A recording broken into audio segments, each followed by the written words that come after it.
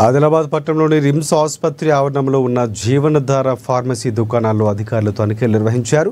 జిల్లా కలెక్టర్ ఆదేశాల మేరకు జనరిక్ ఫార్మసీలో తనిఖీలు చేపట్టినట్లు అధికారి తెలిపారు.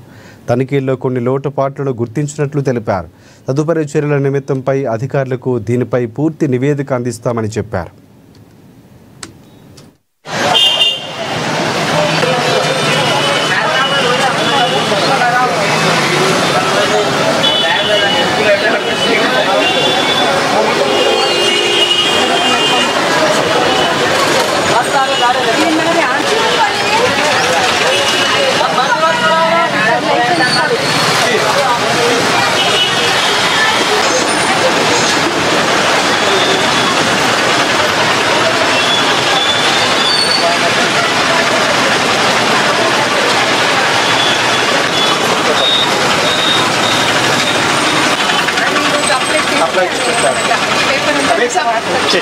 ఉంటుంది మన